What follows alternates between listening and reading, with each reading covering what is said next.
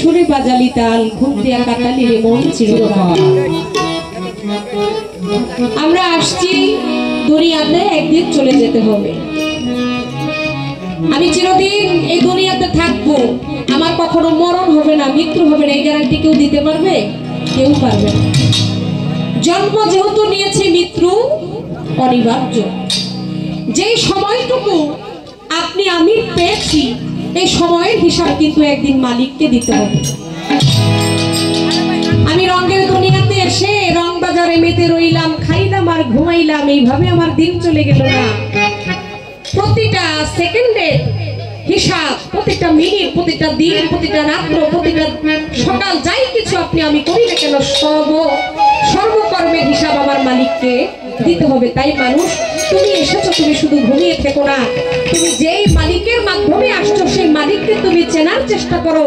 ওই মালিক তোমাকে কেন পাঠিয়েছে সে কর্ম তুমি করো, তুমি তোমাকে চেনার চেষ্টা করো। আর বেলায়েতি যুগে ওলি আল্লাহর মাধ্যমেই আপনি সেখানে গিয়ে নিজেকে চিনতে হবে। এই ঘুম থেকে জাগৃত হইতে হবে, শুধু ঘুমাইলেই হবে না। সাধক তার গানে অনেক কিছু বুঝিয়েছেন, আমি চেষ্টা করবো আমার এই ক্ষুদ্র কণ্ঠে তার বাণীকে ধারণ করার জন্য।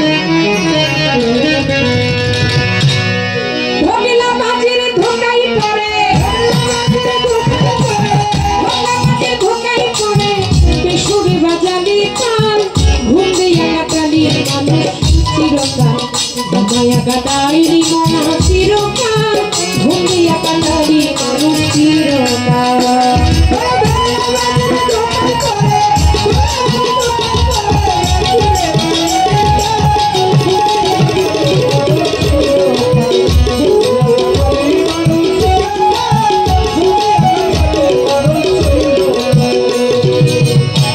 ওরে যৌবন গাল কি আছে মিছে,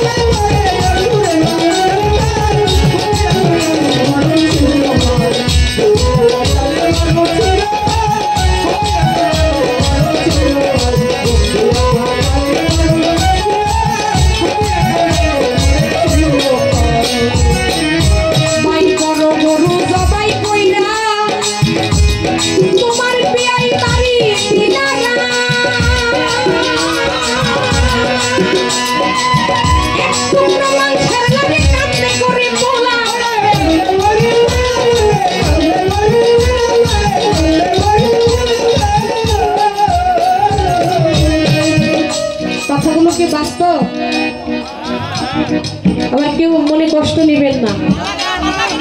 সাধক বাস্তববাদী কথাগুলোই তার গানে তুলে ধরে। আর এই গানগুলো অনেকের কাছে ভালো লাগে, আবার অনেকের কাছে ভালো লাগে না। তাই এখানে অনেক জ্ঞানী গুণী আছেন, আমি জানি, আমি বিশ্বাস করি এই জামিনদা ইউনিয়নের এই সিঙ্গার মানিকগঞ্জের মানুষ এরা বাউল গান বিচার করতে জানে। আর যারা বাউল গান বিচার করতে জানে তারা কখনো গানের কথায় আঘাত পায় না। তাই সাধকের বাণী আমি বলার চেষ্টা করছি। তবে আমরা মানুষ, আমাদের শিখতে হবে, আমাদের জানতে হবে। বাউল গান ধর্মের কথা বলে, এই পালা গান বিচার গান ধর্মের কথা বলে, মানুষকে জ্ঞান দেওয়ার চেষ্টা করে। তাই আমরা মানুষ, আমরা এই বাউল গান থেকে যদিও মুখে কিছু বলবো না, গানের মাধ্যমে আমরা কিছু জিনিস আমাদের ভিতরে ধারণ করার জন্য চেষ্টা করব। একটা মানুষ আমাদের এই গান থেকে যদি একটা কথা যদি সে অর্জন করতে পারে, তার হৃদয়ে যদি ধারণ করতে পারে, তবেই আমাদের গান গাওয়া সার্থক। এই যে আমি বলছি না, প্রতিটা সেকেন্ডের হিসাব, কর্মের হিসাব আমার মালিককে দিতে হবে। আমি যে কর্ম করি কর্মের হিসাবটাও আমার মালিককে একদিন দিতে হবে। তুমি কি দিলা, তুমি কি পাইলা, তুমি কি দিলা, তুমি কি পাইলা, সেদিন আমার এই প্রশ্নের জবাব আমি কি দেব আমি জানি না। তাই একজন সাধুগুরু বৈষ্ণব যদি আমার এই গানে, আমার এই কথায় যদি একটু বুঝে বা তার দুই চোখের পানি যদি ঝরে, সেখানেই একজন গায়কের সার্থকতা, এর বেশি কিছু নয়। তাই বলতে হবে সকলের কাছে